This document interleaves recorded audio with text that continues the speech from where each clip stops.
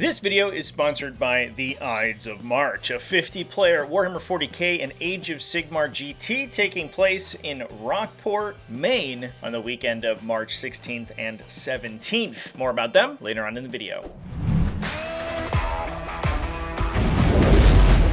What's up, folks? Welcome back to TacticalTortoise. My name is Trevi, and there is construction going on in the building next to me. So if you hear loud noises or annoying power tools, that would be why. We'll power through. Today we're going to be talking about one of the metagame darlings of Warhammer 40k, Hypercrypt Legion. Over the last couple weeks that Hypercrypt Legion has been popular, I've been seeing a lot of questions, getting a lot of questions, and seeing some rules misplayed from this detachment. So what I want to do in this video is break down the mechanics of Hypercrypt Legion, exactly how they work, how they're meant to be played on the tabletop, and some ways that you can use to defeat them. So let's dive in and start off by talking about exactly what Hypercrypt Legion does. The detachment ability, called hyperphasing, is fairly simple. Hyperphasing gives your army the ability to uppy-downy into strategic reserve, that is, redeploying a unit, pulling it off the battlefield, entering strategic reserve, and then arriving later on. It's basically guerrilla tactics from everyone's favorite Space Marine scouts. The number of units that you get to hyperphase in this way is capped based on the game size and whether you have paid the 10 points for Dimensional Overseer. In a normal Onslaught game, usually it will be 3 or 4 units every battle round. They go up at the end of your opponent's turn and then enter strategic reserve, but don't have a set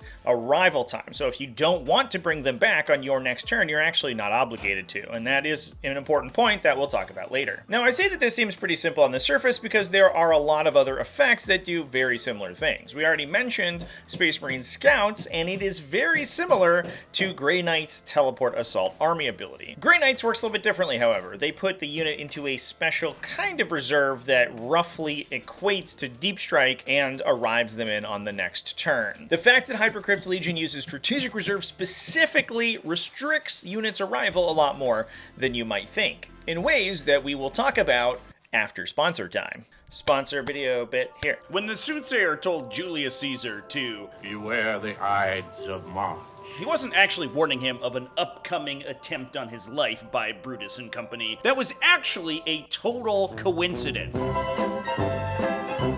Instead, he was telling Caesar to beware the absolutely insane competition at this year's Ides of March GT, hosted by Treasure Trove Keep at the Samoset Resort in Rockport, Maine on March 16th through 17th. This year is the second annual Ides of March event and boasts 50-player GTs for both Warhammer 40k and AOS, giving over $1,000 in prize support, including prizes for top 3 placings, best in super faction, as well as best painted. And speaking of painting, maybe there's a happy tree. He lives right there. There is also a separate painting competition being held at the same event for those folks who are more artistically inclined. The event is being held at the ludicrously picturesque Samoset Resort, right on the shores of Penobscot Bay, so you can enjoy incredible views while reminiscing about how hard you would have beaten Julius Caesar had he actually survived long enough to heed the soothsayer's warning about how good this event was gonna be. he is a dreamer. Let us leave him. And best of all, I'll be there too. The event organizers have asked me to travel out to the event to cover it, and I could not be more excited for the weekend. So visit treasuretrovekeep.com/Ides of March with little dashes in between the Ides of March part. That's important to get your tickets today. And I'll see you on March 16th and 17th in Rockport, Maine for some awesome tabletop gaming action.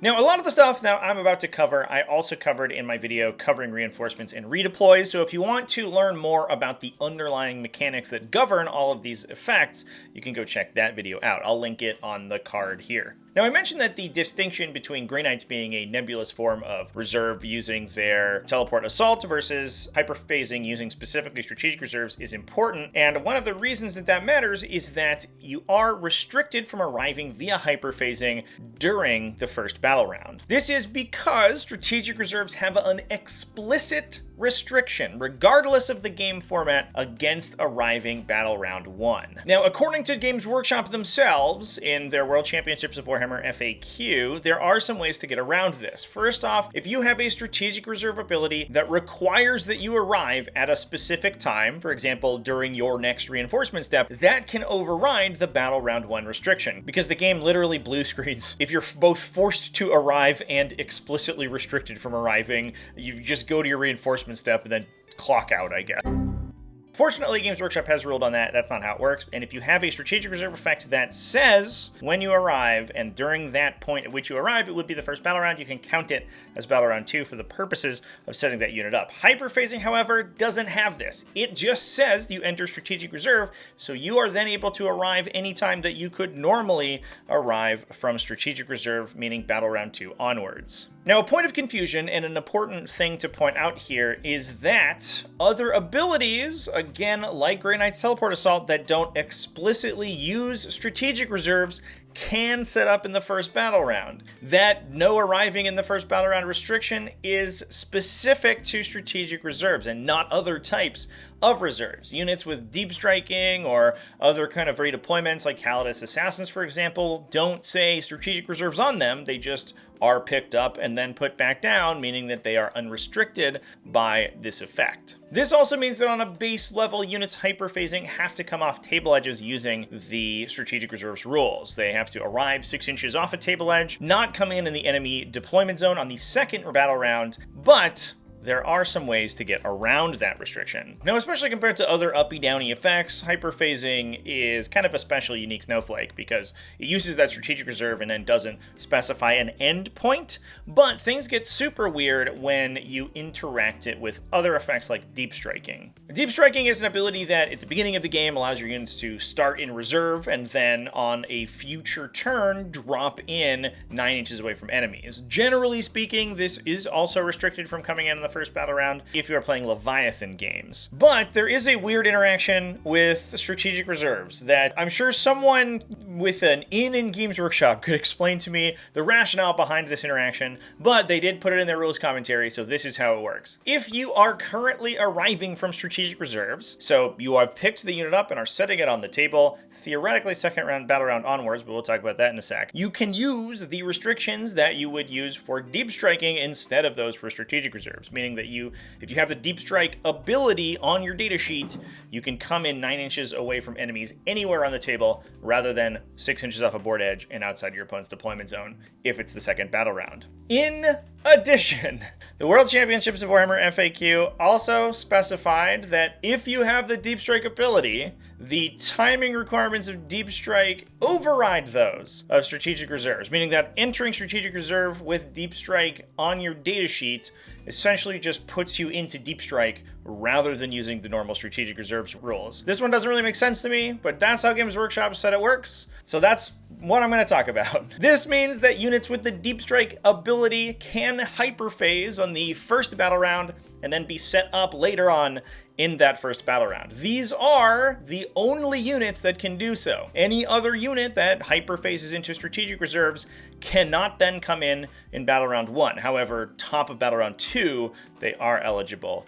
to arrive. Now, the other way to get around the setup restrictions of hyperphasing is using the stratagem Cosmic Precision. This is a ridiculously powerful stratagem in where a lot of the command points in a hyperphase legion are going. And a lot of times we see Imhotep the Stormlord brought in these armies specifically to unlock additional command points just to use Cosmic Precision more often. Cosmic Precision triggers anytime a unit is arriving from deep strike or arriving via hyperphasing. This isn't an actual game term, but given that hyperphasing is the ability that allows you to enter strategic reserve, I think the implication here is that the hyperphasing is referring to a unit that is arriving from strategic reserve using the hyperphase ability, but they didn't want to write all that out, so they just said hyperphasing. So the stratagem targets you when you're being set up, meaning that you already have to be eligible to arrive during the phase in which you're arriving to use the strat. If you are in the first battle round and you can't arrive because you're coming out of strategic reserve and not deep striking, then you can't target that unit with Cosmic Precision. Cosmic Precision does not override the normal strategic reserve timing, it simply overrides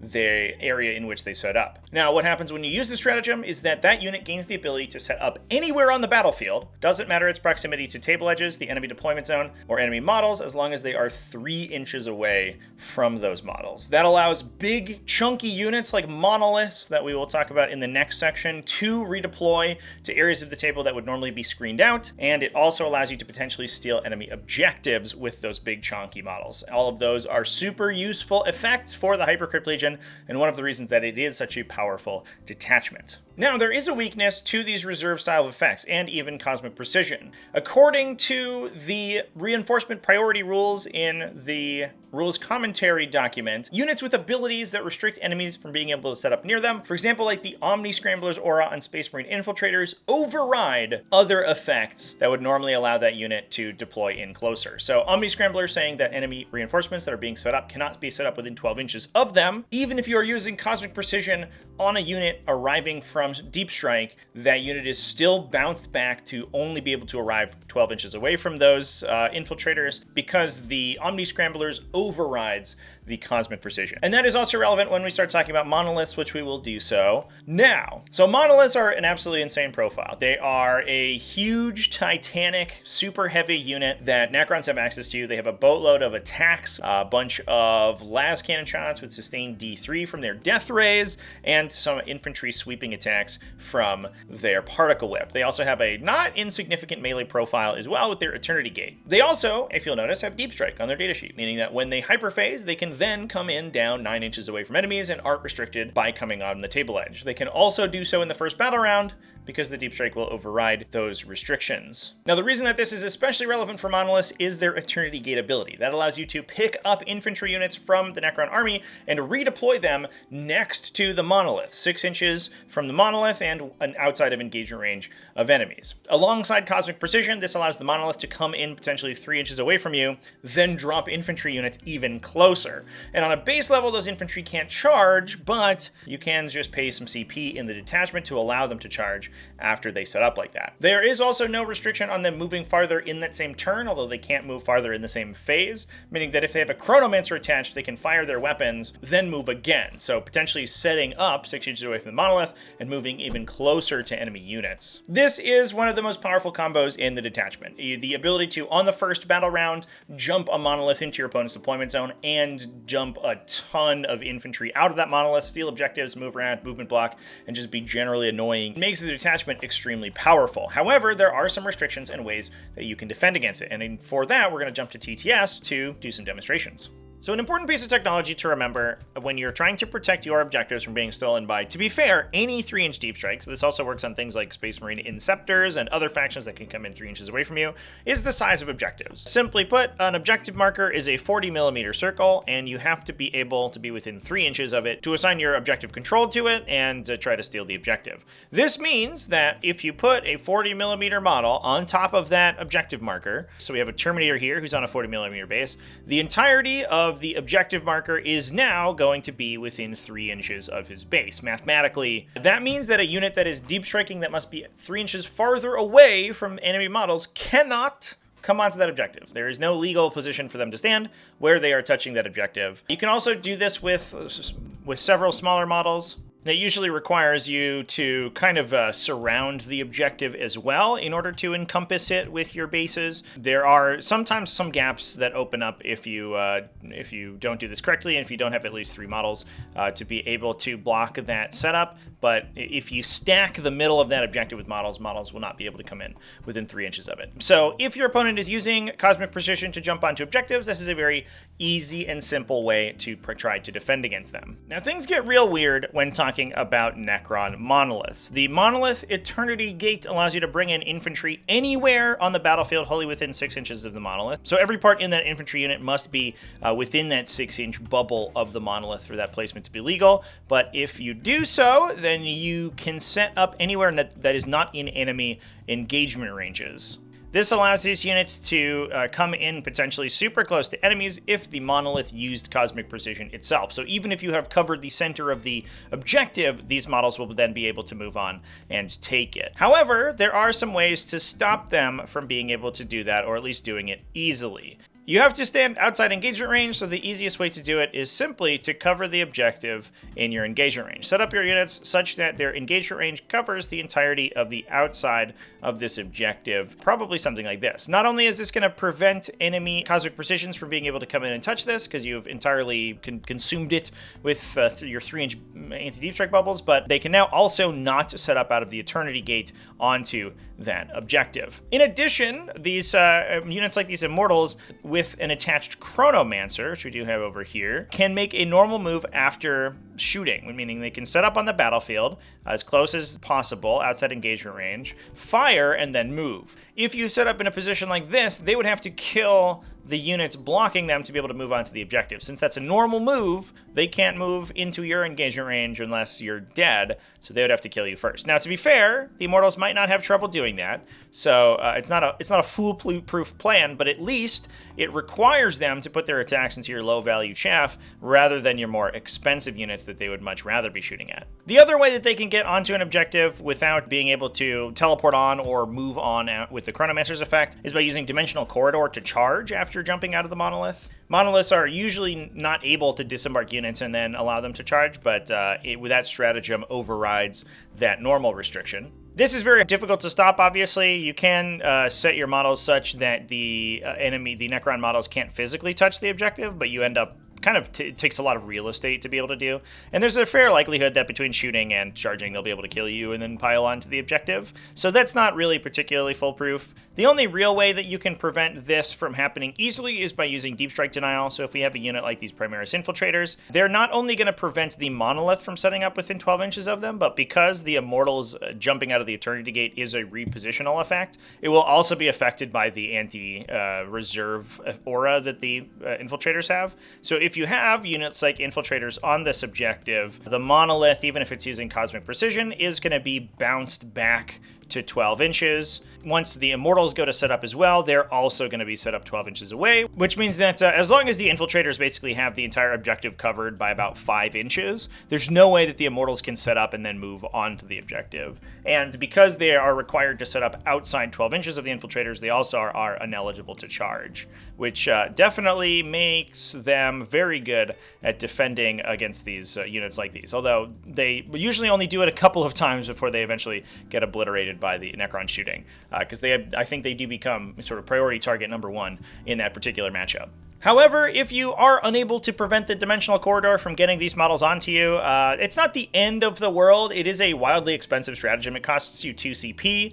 And most Necron infantry, unless the Necron army is building into something like Flayed Ones or Lich Guard, don't really want to be in combat. Once they get in combat, they can no longer use their hyperphasing anymore because they have to be unengaged. So engaging them is a good way to prevent them from using that uppy-downy, and they don't actually hit that hard in melee, to be fair. Immortals will do a little bit of damage, especially if they get wound rerolls on you, and if they have a Luminor Ceres nearby, they can also get some AP as well, but their basic attack profile is not particularly strong. And with that, that is a basic overview of the mechanics for the Hypercrypt Legion. Thanks for watching all the way to the end of the video, and thanks to everybody who supports the channel either over on Patreon at patreon.com/TacticalTortoise, YouTube channel members and Twitch subscribers as well as the Ides of March GT. Please come hang out with me March 16th and 17th. Links for that are down in the video description and pinned comment, and I'll see you there. Remember to keep it classy, folks, and have happy wargaming.